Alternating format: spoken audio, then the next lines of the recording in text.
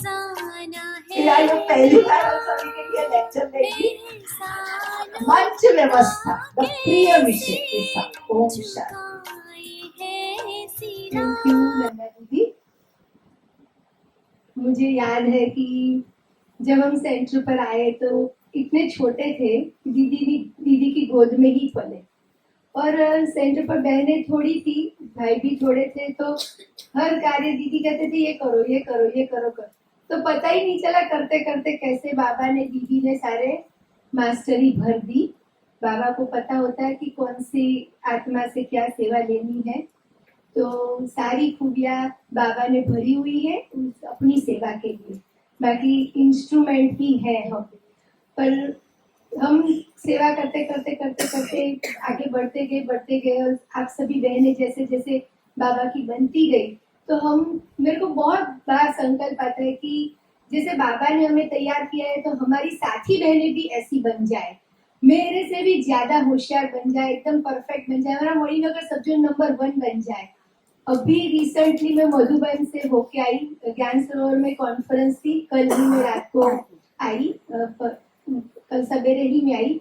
तो इस बार ऐसा हुआ, हर बार मेरे साथ कोई ना कोई बहनें होती थी, पर कोई नहीं बहनें थी, तो हमारे सब जोन से मीरा बहन थी, बाकी अन्य जोन की बहनें थी। तो मुझे हुआ कि अभी हमारी सब जोन की बहनों को ले जाए और उनको तैयार करे।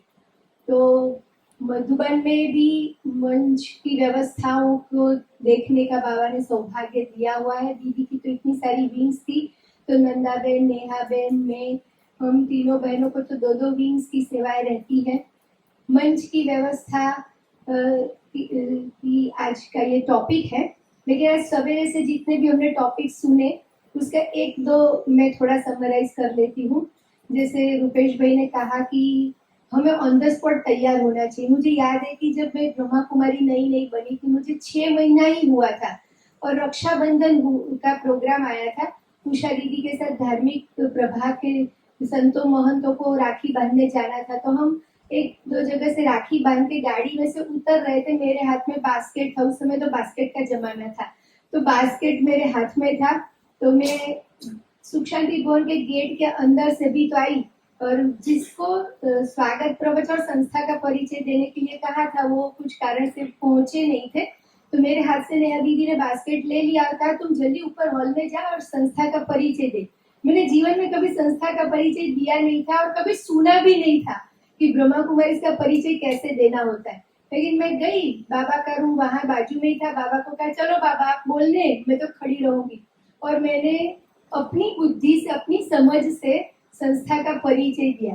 दीदी बाजू में बैठे थे, उषा बहन, नेहा बहन, सब देखते रह गए। फिर कहा किसने सिखाया, मैंने कहा खबर नहीं, मैंने तो बाबा जी बोलायु छे। तो मैंने मेरी हर सेवा में बाबा की बहुत टचिंग रही हुई है, और बाबा ने प्रेरणाओं से हम आगे बढ़ते गए। तो मंच व्यवस्था का आज हम टॉपिक आप सभी के सामने बताएंगे कि कैसे बढ़िया से बढ़िया व्यवस्था होनी चाहिए।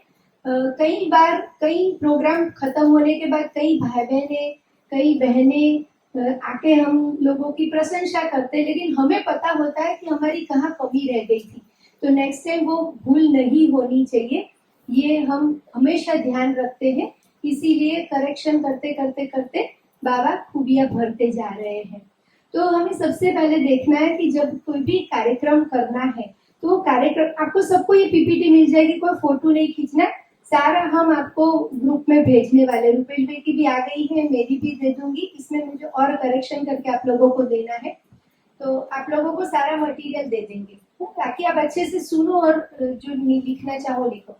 तो कार्यक्रम कौन से स्थान पर है वो हमें पहले ध्यान रखना है, सेंटर पर है या बाहर है। अगर सेंटर पर है तो सेंटर पर तो इस प्रकार से व्यवस्था होती है, कुछ तैयारी पहले से ही होती है, लेकिन जब बाहर प्रोग्राम होता है तो हमें बहुत अटेंशन रखना पड़ता है। और कई बार तो हम दूर प्रोग्राम होते हैं जो सेंटर के पास अगर कोई चीज भूल गए तो वापस लेने के लिए आ नहीं सकते हैं, इसलिए हर चीज को याद करके लेके जाना होता है। तो सबसे पहला हमें ये ध्यान रखना है कि सेंटर पर हो तो भी हमें पूर्व तैयारी के साथ उस कार्यक्रम में जुड़ना है, और अन्य स्थान पर है अगर बाहर कार्यक्रम है तो वो भी हमें ध्यान रखना है कि हॉल में है पार्टी प्लॉट में है, बगीचे में है, खुले में है, कौन से स्थान पर है, क्योंकि जैसा स्थान होगा उस प्रकार से तैयारी होगी। हमें ये देखना है कि कार्यक्रम कौन सा है। कोई स्नेह मिलन है, सेंटर पर है, तो कोई गेट टुगेदर रखा है, कोई त्योहार का प्रोग्राम है, कोई सम्मान समारोह है, किसी की बर्थडे है, कोई सेवा केंद्र का नया भवन तैयार हुआ है तो उसका उद्घाटन है, कभी कोई भूमि पूजन का कार्यक्रम होता है, अभी तो एक नया टॉपिक ऐड हुआ है श्रद्धांजलि, क्योंकि हमारे दादियां, वरिष्ठ दीदियां और अभी धीरे धीरे वतन की ओर उड़ रहे हैं, तो वो श्रद्धा सुमन के भी कार्यक्रम का आयोजन करना पड़ता है। राज्योग शिविर का कार्यक्रम अलग होता है, कोई त्योहारों पर हम प्रोग्राम करते हैं तो उसकी रूपरेखा अलग होती है। टॉक शो माना कोई गेस्ट है उसको हम प्रश्न पूछते उत्तर, जैसे अभी इस बार राखी पर हमने सुख शांति भवन में सीधा प्रवचन नहीं रखा था, तो प्रश्न पूछते गए और 2-3 साथ में बैठे थे, जिसको पैनल कहते हैं। एक होता है तो उसको टॉक शो कहते हैं। आप टीवी में प्रोग्राम देखते हैं ना, शिवानी बहन का, कनुप्रिया बहन का, या सुरेश ओबरे को, उसको टॉक शो कहते हैं। पैनल डिस्कशन उसको कहेंगे जिसमें 3-4 लोग होंगे उत्तर देने के लिए। प्रश्न एक होगा तो एक प्रश्न फिर हम पूछेंगे सीधा कि अच्छा बेबी नेहा दीदी उत्तर बताएंगे, या रुपेश भी उत्तर बताएंगे, या भानु दीदी उत्तर बताएंगे, तो उसको पैनल डिस्कशन कहते हैं। तो किस प्रकार का आयोजन है वो हमें मंच की व्यवस्था करने वालों को पता होना चाहिए कि कौन सा कार्यक्रम है, उस हिसाब से हमें तैयारी करनी है। कार्यक्रम किस प्रकार का है, जैसे प्रश्न उत्तर का मंच होता है, सेमिनार होता है, जैसे अभी गणेश के दिन आ रहे हैं, नवरात्रि आ रही है, तो उस पर हम सेंटर पर सेमिनार रखते हैं। सेंटर पर आप लोग भी इस बार करना, ये यहाँ जो सीख रहे हो ना, जाके करना। भी गणेश चतुर्थी के 17 तारीख तक है टाइम, तो आप उस सेंटर पर क्लास के भाई बहनों का एक सेमिनार करना, जिसमें एक को मुख्य मेहमान बनाना, एक को अतिथि बनाना, एक को मंच व्यवस्था के मंच संचालन सौंपना, एक को स्वागत सौंपना, गणेश का रहस्य बताए, इस प्रकार का सेमिनार होता है। किसी विशिष्ट अतिथि, आज हमारा बीके का क्लास है और उसमें कोई वीआईपी को हमने निमंत्रण दिया है, तो मुरली पूरी होने के बाद हम उसको बुलाते हैं और उसका सम्मान करते हैं, उसको 2 शब्द बोलने का कहते हैं। तो वो एक छोटा सा 15 मिनट आधे घंटे का विशिष्ट अतिथि का सम्मान या आगमन का कार्यक्रम होता है। किसी की लौकिक अलौकिक बर्थडे हम मनाते हैं, भोग, कोई विशिष्ट भोग होता है तो भोग का आयोजन कैसे हो, तो जैसे आज भी विजया दीदी ने बताया, कोई दादियों का, वरिष्ठ दीदियों का सेंटर पर आगमन हो और उसका कार्यक्रम की व्यवस्था करनी हो, या किसी हॉल या भवन का उद्घाटन हो, किसी क्लास के भाई बहनों के घर का उद्घाटन होता है, दुकान का उद्घाटन होता है, तो उस समय किस प्रकार से व्यवस्था करनी है वो हम देखेंगे। कार्यक्रम की तैयारी, तो कोई भी कार्यक्रम होता है तो हमें पहले से पता होता है कि ये कार्यक्रम करना है, तो कार्यक्रम की पूर्व तैयारी होती है, एक कार्यक्रम के दिन तैयारी होती है और कार्यक्रम के बाद की तैयारी होती है। तो ये 3 तैयारी होती है। जितनी पूर्व तैयारी हमारी अच्छी होगी उतना कार्यक्रम हमारा सफल होगा। और कार्यक्रम के दिन भी हम हर चीज का लिस्ट बनाए। मैं आज भी कहीं भी जाना हो, कोई भी प्रोग्राम करना हो, तो मैं लिस्ट बनाती हूँ मुझे क्या क्या सामान ले जाना है, और फिर किसी को मैं कहती हूँ कि ये स्टोर में से ले आओ, तो मैं टिक कर देती हूँ, ये आ गया, ये नहीं आया, ये बाकी है, ताकि उस स्थान पर जाके हमारे से बड़े भी निश्चिंत रहे, हमारे साथ सेवा करने वाले भी निश्चिंत रहे। सेफ्टी पिन का डिब्बा ही भूल गए तो फिर सारी चीजें लगाएंगे कैसे, धागा ही भूल गए तो चीजें हैंगिंग कैसे करेंगे। तो हर चीज हमें क्या क्या, मैं आपको लिस्ट भी दूंगी कौन से प्रोग्राम में क्या क्या सामान लेके जाना है। अच्छा, हम जिस मंच की व्यवस्था करने वाले हैं उस मंच पर कौन बैठने वाले हैं वो हमें पहले से पता होना चाहिए।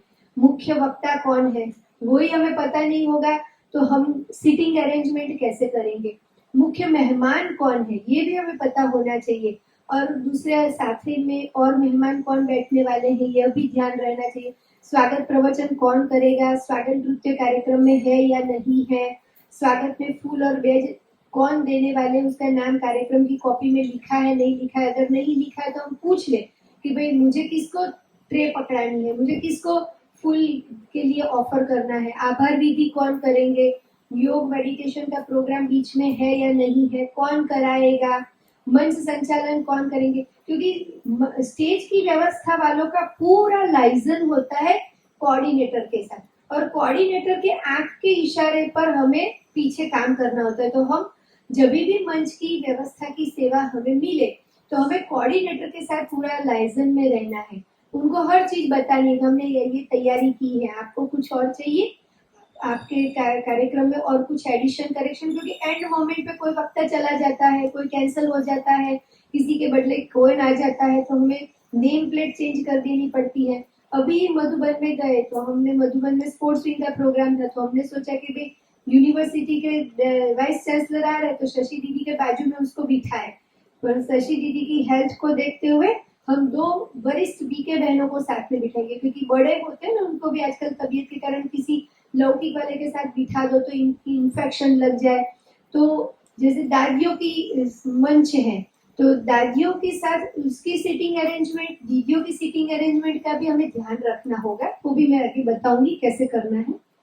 कार्यक्रम की समय कौन सा है, सुबह को है शाम को है, ये हमें खास ध्यान रखना है। और आप फोटो नहीं खींचो, मिल जाएगा, सबके लिए है, ये ओपन फॉर ऑल है, कोई कुछ भी चीज मेरी पर्सनल नहीं है, मैं आप सबको दूंगी। अगर शाम को कार्यक्रम है, सेंटर के अंदर होती है तो व्हाइट लाइट रेड लाइट होता ही है, लेकिन बाहर जब कार्यक्रम हो तो मंच की व्यवस्था वालों की ही ये जिम्मेदारी रहती है कि स्टेज पर फोकस लाइट बराबर है या नहीं, तो वो मैं अगले दिन जाकर के वहां चेक कर लेने का कि लाइट वाले ने फोकस लाइट बराबर लगाया है नहीं लगाया, अगर नहीं लगाया तो हमें खड़े रह करके कहाँ लगाए, बीच में लाइट का खंभा कभी भी नहीं होना चाहिए, स्टेज के 2 साइड होना चाहिए। आजकल तो बड़ी लाइट्स ऐसी आती है, तो वो हमें लाइट डिपार्टमेंट वालों को बताना चाहिए कि हमें ऐसी लाइट की जरूरत होगी, तो स्टेज पर फुल लाइट होनी चाहिए। और जो ऑडियंस बैठा है, ऑडियंस में भी कभी अंधेरा नहीं होना चाहिए, क्योंकि सभा में तो इन जो बैठे हैं स्टेज वाले, उनको चेहरे नहीं दिखाई देंगे तो वो लोग बोलेंगे क्या, इसलिए ये भी। फिर गर्मी के दिन हो तो स्टेज पर कूलर होने चाहिए, कई जगह पे एसी की व्यवस्था होती है, तो एसी हो तो बढ़िया है, नहीं तो सिंपल पैडल किसी के भी भाई बहनों के घर से भी मंगा के रखने के। तो ये अकल पहले हम लोगों में भी नहीं थी, लेकिन जैसे जैसे काम करते गए ऐसे ऐसे अनुभव होता गया। तो कहीं बाहर कार्यक्रम है, अभी सेंटर से पैडल कैसे ले जाएंगे, तो वहां जो आसपास के घरों में होते हैं तो हम किसी भाइयों को माताओं को भेज देते, भी देख के आओ किसी के घर से पैडल। अच्छा, जब डेकोरेटर के पैडल लगाते हैं तो डेकोरेटर के पैडल में बहुत आवाज आती है, तो वो भी नहीं होना चाहिए। विजय भाई तुम्हारा लैपटॉप मन नहीं था,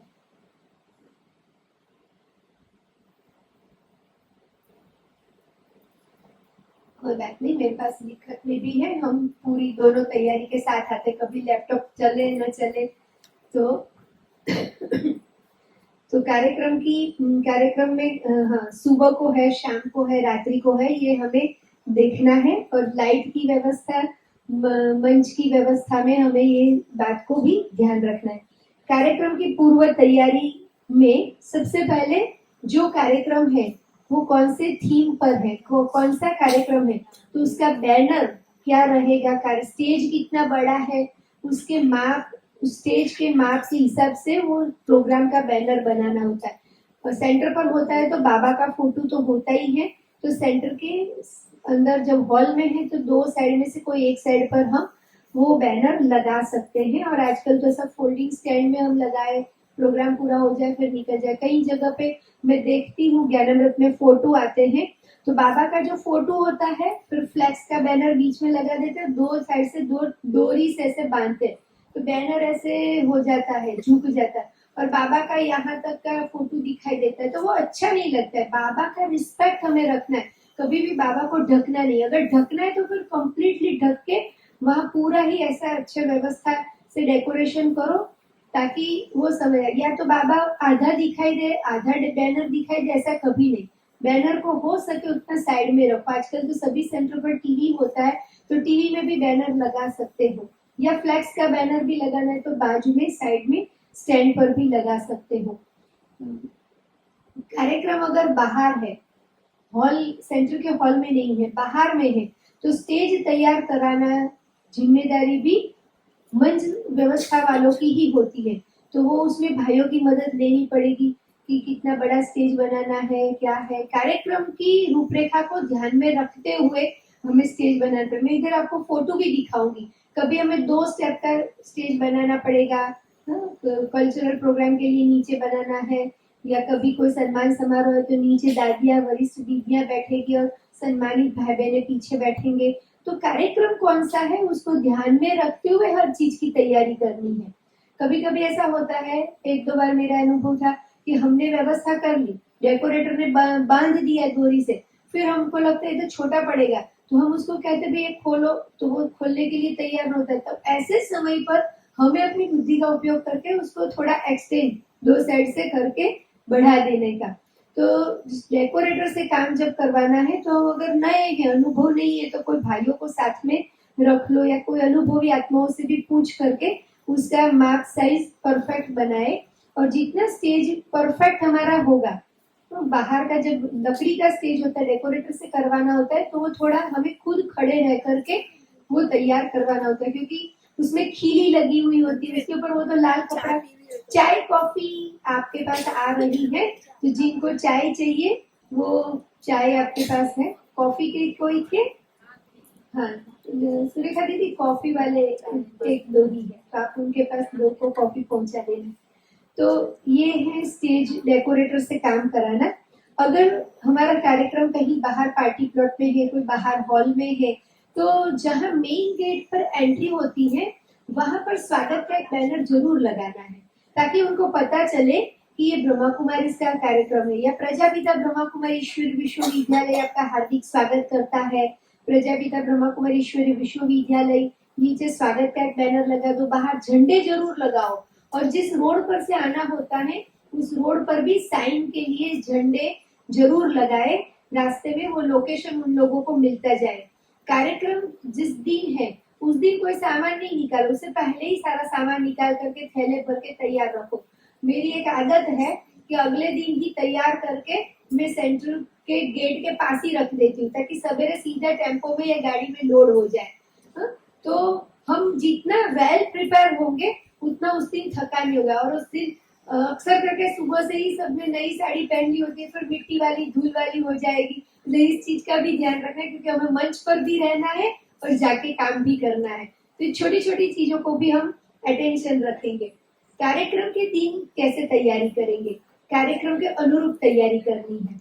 जैसे स्नेह मिलन है तो स्नेह मिलन का बैनर जरूर होना चाहिए, और मंच पर जो बैठने वाले हैं वो कार्यक्रम की कॉपी हमारे पास पहले से आ जाए।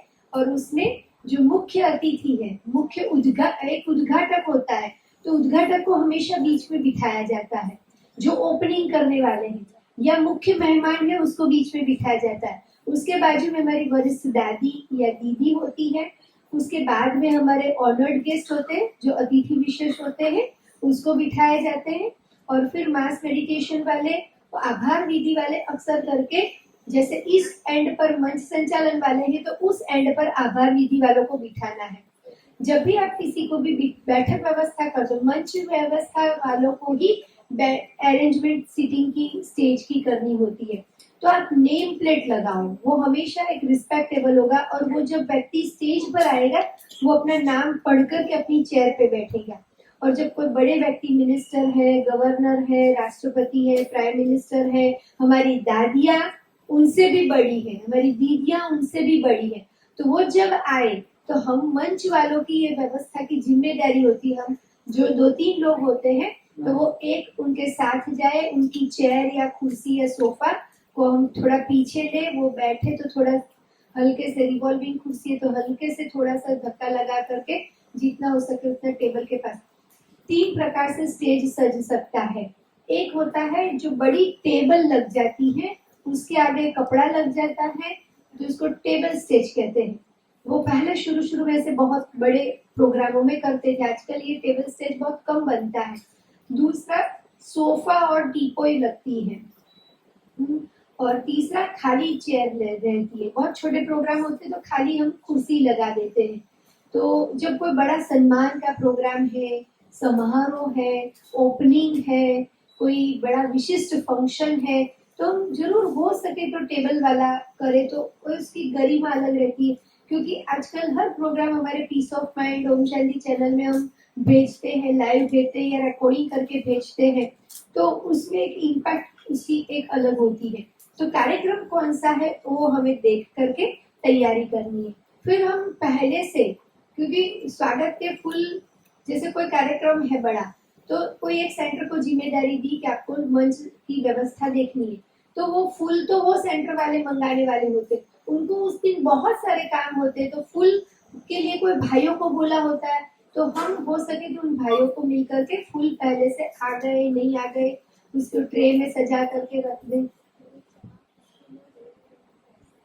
अच्छा भाई, जिन्हों को चाय और कॉफी दोनों में से कोई चीज नहीं ले रहे हैं, तो आप सभी के लिए विशेष ठंडा आइसक्रीम भी रखा है, तो आइसक्रीम भी ले सकते हैं। जिसको चाय कॉफी गर्म चीज नहीं चाहिए, तो वो कुल कुल ठंडा ठंडा आइसक्रीम भी डिब्बी आपके पास पहुंच रही है, आइसक्रीम बॉक्स ले सकते हैं। तो स्वागत के लिए जो फूल माला वगैरह हैं उसको पहले से देख लो, क्योंकि कई बार होता है कि अगले दिन आए दिए हुए होते हैं, तो थोड़े से वो मुरझा गए होते, तो उसमें से निकाल देने के थोड़े थोड़े। अगर कार्यक्रम के बीच भोग लगना है, तो उसके लिए बहुत बड़ी जिम्मेदारी बनती है, क्योंकि कार्यक्रम के बीच में भोग लगाना है, तो भोग लगाने वाली जो बहन है, संदेशी है या जो बहन है, तो उसके लिए हमें पहले से एक चद्दर अलग से रखनी है, क्योंकि वो जो पहले सोफे पे बैठे हुए होंगे उस पर तो वो बैठेंगे कैसे, तो एक एक्स्ट्रा व्हाइट चद्दर भोग की अलग से ले जाए, भोग के टेबल के नीचे भी व्हाइट चद्दर बिछाए, उसके ऊपर एक वो कवर डाले, फिर टेबल डाले, और हो सके तो जब बाहर कार्यक्रम होते हैं वहां भोग लगाए, तो भोग का जो टेबल होता है उसके ऊपर भी कवर जरूर डाले, फिर हम भोग रखें। तो ये एक हमारी रॉयल्टी है, तो सभा के बीच में अगर भोग लगाना है तो इस चीज का हम ध्यान रखेंगे।